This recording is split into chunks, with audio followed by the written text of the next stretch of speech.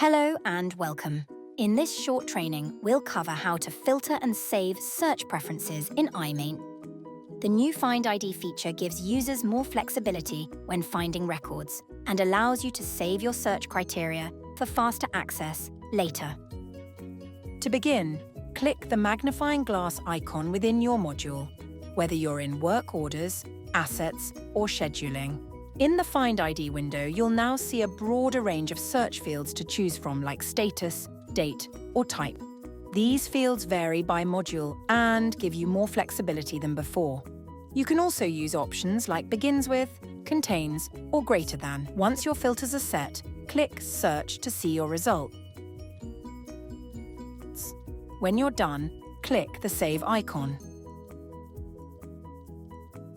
Your search criteria are now saved for this specific module under your user profile.